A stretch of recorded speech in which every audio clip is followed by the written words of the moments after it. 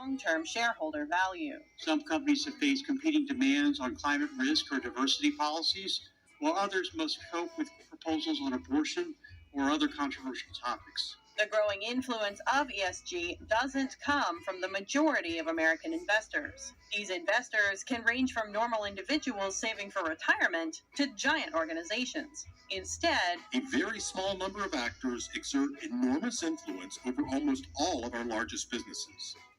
These actors are neither democratically elected representatives nor investing geniuses. James Copland is a director at the Manhattan Institute. He says private advisory firms ISS and Glass Lewis, which advise big organizations on how to invest, and asset managers BlackRock, State Street, and Vanguard play an extraordinarily large role in corporate governance. Some say that the goals they prioritize reflect a leftist ideology. On the government side, the SEC is proposing that companies must disclose climate-related data to investors, such as greenhouse gas emissions. Democrats say many investors want this information. How would you have a right to invest on this basis or that basis if you didn't get the information that you wanted? There might be some peculiar investor who cares how many buildings are painted purple, and we don't have time to tell them. But the reason for this hearing is not because investors won't vote for these resolutions. It's because they will. Republicans say Democrats are imposing their beliefs on companies, in turn hurting the companies and investors. There would be first significant costs imposed on public companies. Another concern, and you alluded to this earlier, is the impact on private companies, small businesses, minority-owned businesses within company supply chains. We can't, I hear from businesses all the time, they can't comply with the conflict mineral rule now. The committee has introduced a raft of proposals to tackle these issues. These include numerous bills that let companies ignore shareholder proposals if they involve ESG, if they're very similar to previous proposals, and if they're related to social issues. Faye Quarter, NTD News. Versus with someone who's got some training, either education or skills learned with the union or skills learned over time. Why should they make as much as someone who's barely starting in the job market? And that's the questions I have, which we've got to find a solution for. Other Bay Area cities are following with their own increases. The city of San Francisco matched Berkeley's minimum wage of $18.07, making this the biggest increase San Francisco has seen in the last 8 years. In Emeryville, the minimum wage has increased to $18.77, surpassing that of both Berkeley and San Francisco. Other Bay Area cities that increased their minimum wages this July 1st include Fremont, Milpitas, and Alameda. Sean Morgan, NTD News. U.S. Customs and Border Protection seized about 860,000 fentanyl pills at the Otay Mesa Port of Entry's cargo facility in San Diego. They were concealed inside of porcelain sinks. A 45-year-old male Mexican national was applying to enter the U.S. on June 26th through the port in a cargo van. He presented a valid border crossing card and the shipment of 2 porcelain sinks. While they were taken in for inspection, officers noticed anomalies in the port imaging system. A canine team also inspected the shipment. The pills consisted of 12 packages. In total, they weighed about 190 pounds with an estimated street value of about $2.6 million. After the officer seized the shipment, van, and fentanyl pills, they turned the driver over to Homeland Security investigations. Frustrated by what they call a lack of representation, some residents of El Dorado County plan to split from the Golden State and form their own state. According to the group Republic for El Dorado State, some residents of El Dorado County want to split from California to create their own state. Organizers of the group said that the residents of El Dorado County have no local, state, or congressional representation. They say the state's border policies, sanctuary policies, and rampant crime violate the county's rights. They plan to take the matter directly to Congress, bypassing the state legislature. However, Margaret Russell, a law professor at Santa Clara University and constitutional law expert, disagreed with the group. She told the Epoch Times that the U.S. Constitution doesn't say anything about the role of counties and makes it clear the state is a relevant stakeholder. But the group points to the fact that 46% of the land in El Dorado County is federal forest land, and the county was created in February of 1850, which was before the state became incorporated into the Union in September of that year. Now, the group is planning to hold another town hall on July 10th. With murder after shooting from a scooter in New York City. Authorities are now adding more than double to the reward money after a 5-day manhunt for a homicide suspect who used bed sheets to escape from a northwestern Pennsylvania jail. I am also announcing that an additional $10,000 reward has been offered by Pennsylvania Crime Stoppers, bringing the total reward to $19,500, including rewards offered by the U.S. Marshals and Warren County Crime Stoppers for information leading to Burham's apprehension. Using technology such as DNA evidence to see if Burham is connected to any of the break-ins. So far, no link has been confirmed. Lieutenant Colonel George Bivens says Burham taught himself survival skills and has military reserve training. More than 200 state, federal, and local law enforcement officers are involved in the manhunt, expanding over a large area of difficult terrain. Former Charles Manson follower Leslie Van Houten is now free, released after 53 years behind bars. At 73 years old, she is going into parole supervision and will have a 3-year maximum parole term with a parole discharge review after 1 year. Van Houten was just 19 when she took part in the August 10th, 1969 murders of Lino LaBianca, a wealthy grocer, and his wife, Rosemary LaBianca. At their Los Angeles home, both were stabbed to death, and the word war was carved into Lino's stomach.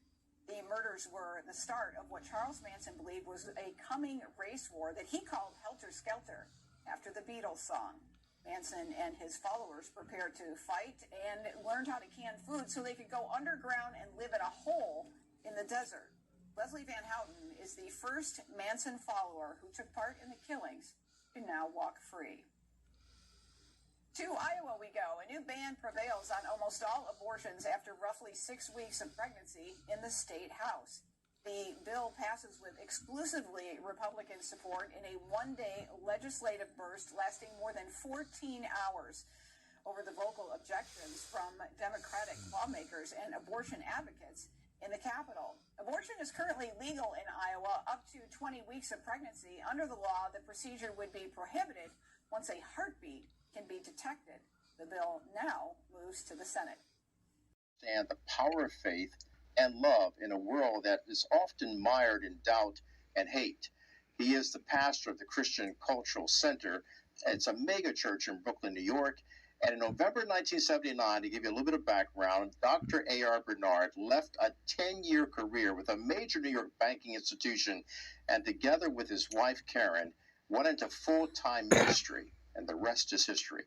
Dr. Bernard, welcome to tonight's program, America's Hope, and thank you for joining us. It is my pleasure to be with you, Kelly. Thank you so much always for the opportunity to be with you on your program. And congratulations on your new show. Thank you for that. Thank you for that. You know, the show is entitled America's Hope. And you, through the years, have reminded Americans how valuable a commodity hope is. Define hope for me from your perspective as a man who's been a former businessman, you're now a pastor, and you've gone through a series of helping people rise to the occasion by offering them hope that uplifts them. You know, I will tell you, Kelly, I am a prisoner of hope. If it was not for hope and the foundation that hope and my faith gives me to anchor my soul, there are times that I reached the end of my humanity. And when we reach the end of our humanity, you know what happens. We become vulnerable to the forces of fear, ambition, greed, and all of the other things that come along with that. So my faith has given me an anchor, a set of moral boundaries, a moral compass as I continue to navigate life and news, as you know. On a daily basis, we're hearing about mass shootings, we're hearing about fentanyl overdoses and the opioid crisis. It goes on and on. Family breakdowns. How do you help people hold on to wisdom and trust that God will see them through in the midst of the bad news that we see in the world? Well, I've come to grips with the whole idea of evil and lawlessness, that it is not something for us to solve. It's not a element in life that we try to resolve, because we're in an imperfect world. We are imperfect beings, and there are only trade-offs in life. That's the way life works.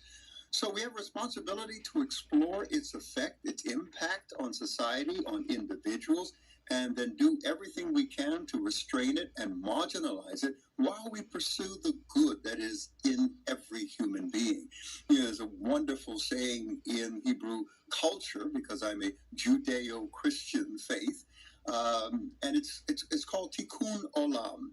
And it's the understanding that we have responsibility here on earth to utilize our God-given gifts, talents, abilities, and opportunities to leave the world a better place than we found it. Essentially, not to fix the world, but to leave it a better place, to bring our gift, talents, and abilities to make a difference. It's interesting, Aristotle said, at the intersection where your gift, talents, and abilities meet a human need, that's where you discover your true purpose in life. You know, you say that, and it comes across so wonderfully sound in terms of understanding it. Yet there are people watching this show tonight who may be thinking, how do I get to that place when I'm worried about the bills that have got to be paid, and I'm worried about what's happening to my next door neighbor, the sickness, the shootings. I mean, they keep going back to those negative things that draw Americans down into divisive politics, division on race and culture. How do you help people square that? Well, all change begins with a decision. I wrote a book called Happiness Is, and it looks at principles concerning happiness. And happiness is a state of mind. It's a way that you perceive yourself and perceive life from the positive, not the negative. It's not that we ignore the unpleasant realities of human existence, but we try to focus on the good that's available to us and how we make a difference in this world while we manage those negative realities. It's having a positive evaluation of your past and taking the lessons learned from your past and investing it in the future. It's learning how to navigate relationships, being discerning and wise concerning who we allow into the spaces of our life, and making sure that we don't let negative people take us into their negative world. You know, I have a saying in my congregation, I said, you choose to be either an odor or a fragrance in life. You want to be a fragrance. You want the room to freshen up when you walk in. I really like that. I wish I'd been there to hear that. I'm sure there was some laughter, and yet the kind of laughter that understands. We know exactly where you're going with this, Dr. A.R. Bernard.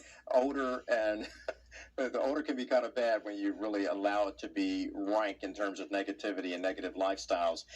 Look, you're doing a lot of things. You talked about the past. Let's go into the past, because you have an interesting backstory about how you came into being the Dr. A.R. Bernard that the world knows. It didn't start where you are today. You had to grow and develop this. Get personal with me, if you don't mind, sharing a little bit of insight into you, the man. Wow, transparency and vulnerability. Okay, we're a journalist. Well, you know, I grew up in the 60s here in the United States. My mom and I, we immigrated from Panama. She was actually an Olympian. She was a gold medalist and silver medalist in the Olympics. She ran for Jamaica, Venezuela, and Panama, and on her way to the Helsinki Games, I met my father, and I came along as a result of that meeting. Unfortunately, he chose not to take responsibility for my mom and I. So it was a tough first 3 to 4 years of her life and my life. So we came to the United States to make a new start. to experience and pursue the American dream. So growing up in the 60s, you know, that was a decade of every revolution imaginable, from spiritual, economic, social, global, and local here in the United States. And I grew up sensitive to the realities of issues around race, social inequities, inequities in education. Remember that decade, we had the Civil Rights Act, we had the Voting Rights Act, we had equal opportunity employment, we had equal housing. There was so much that was changing in American culture. I happened to be involved in the desegregation of our public schools. I lived in Bedford-Stuyvesant, Brooklyn, and was bused out to schools in Queens, where I grew up in a Black and Latino neighborhood, but was educated and grew up amongst whites and learned both cultures and did very well in both cultures. But I decided to become socially active in responding to those inequities. And then, what a fascinating story, first of all, about your mother and the many accomplishments that she made as an Olympian.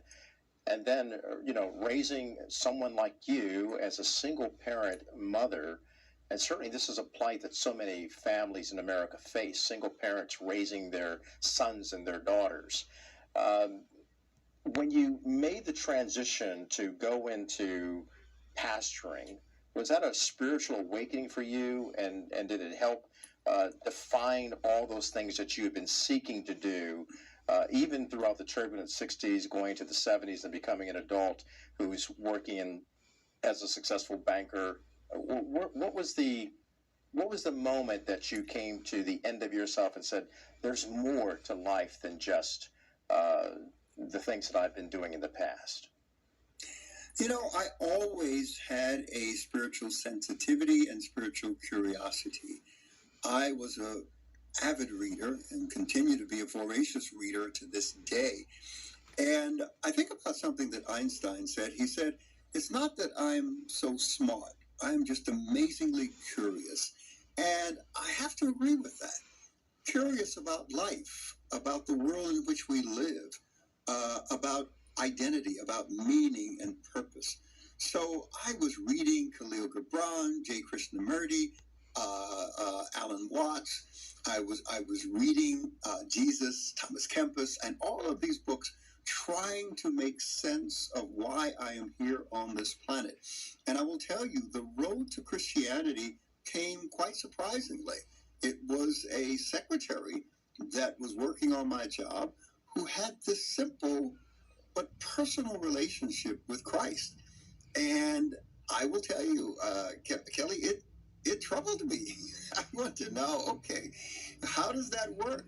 So I would ask her questions, and, she couldn't answer them.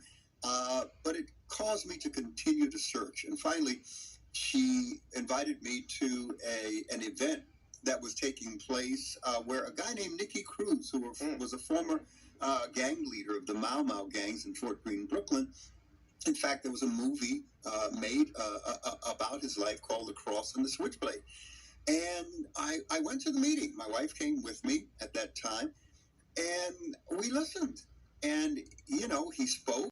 Fiduciary responsibility is about long-term preservation of capital and preservation of business interests. And those business interests, in the long run, in the People's Republic of China are going to be highly at risk. I mean, it's just not a sound picture. And I think that's starting to change in the minds of corporate leaders when they have seen things, the crackdowns on Hong Kong, certainly Vladimir Putin's invasion of Ukraine, all of that started to bring geopolitics into the boardroom. But the levels of exposure to China can often be so mind-boggling for, individual companies or sectors that they don't know what to do. So we're going to have to start working through that together, figuring out how to do it, find new markets to diversify to, new supply chains that are more secure, and new investment opportunities that come from the United States, because rebuilding this industrial base, securing our own supply chains, all of that will present opportunities. I could talk to you for hours. I wanted to touch on, and I recommend everyone read your book. It's an absolutely fantastic and comprehensive read. And frankly, I had to remind myself what grand strategy actually means as I was reading. But the other elements that we haven't talked about yet are, of course, the diplomacy piece. And you've mentioned a number of times, India. Recently, there was a visit from India, looking for some sort of, increased alliance. I don't think we can call India an ally at this point, but it looks like there's interest. That sounds like a good thing. Certainly, America has an interest, and I would argue should have an interest.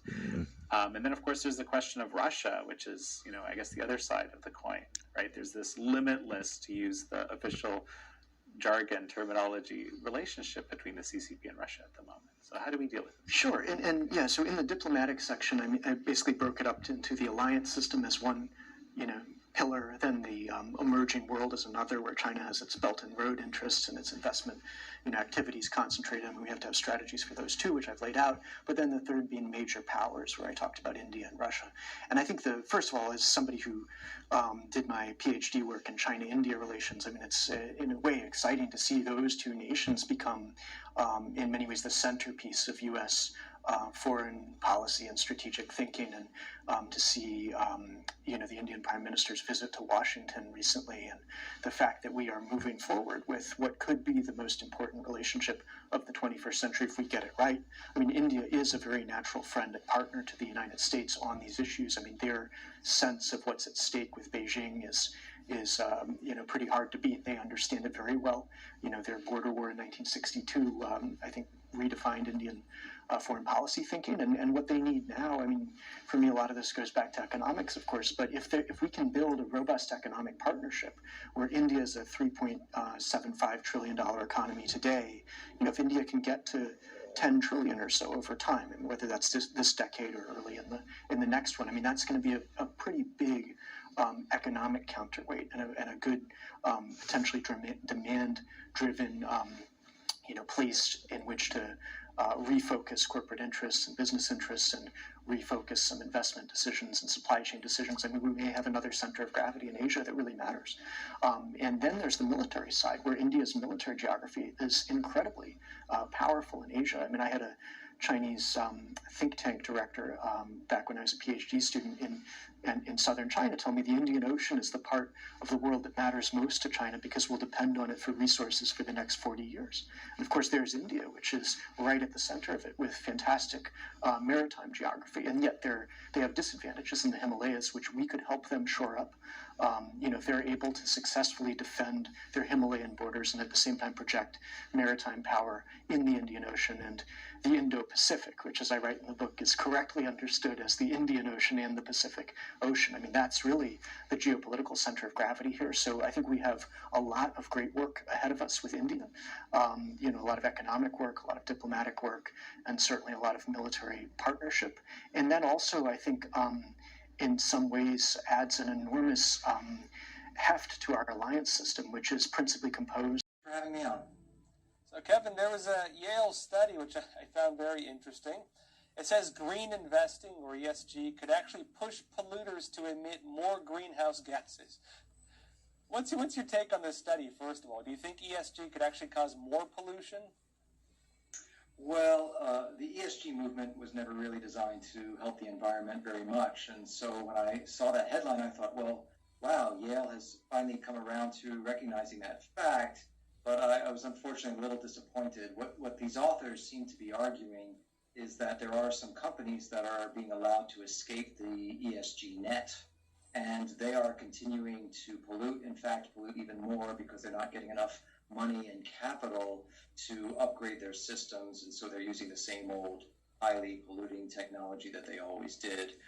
So in this way, the report argues ESG is in fact causing certain companies to pollute more, but the solution is to get control of those companies as well and force them to shift to mineral-based technology, wind, solar, etc. Well, a couple points to dig into with that. First of all, it seems like I've seen that narrative before. Hey, it's not working, but since it's not working, the solution is to do even more of it. Do you think doing even more of it would actually bring about the solution, or do you think it's kind of broken from the start? Well, it's broken from the start. What people need to understand is this whole movement to wind and solar and EVs, etc. What they're doing is they're replacing a very dense energy source, which is oil, gas, and coal, with a mineral-based energy source. So I'll just give you one example. To create an EV, you need cobalt, you need lithium, you need all these minerals and rare earths. So to create one EV, battery, you need to ship 250 tons of earth and rock in places like Africa and South America. And then of that, you get about 50 usable tons that you will then ship using fossil fuels to China, where it will be refined using coal energy. And then it will be shipped back to a place like the United States, again, using fossil fuels. And by the time you're done doing all that, you have a vehicle that then needs to be powered by electricity, again, predominantly using fossil fuels, but it emits nothing at the tailpipe. And so we're being environmentally friendly. And that's the basic logic of this movement.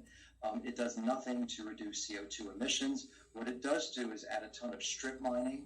They're destroying thousands of acres of pristine land to strip mine all these minerals. They're polluting rivers. They're polluting the air. You know, it's also dangerous to birds and bats and potentially even whales, speculatively, who knows. So in terms of being good for the environment, that obviously I think was never really the case.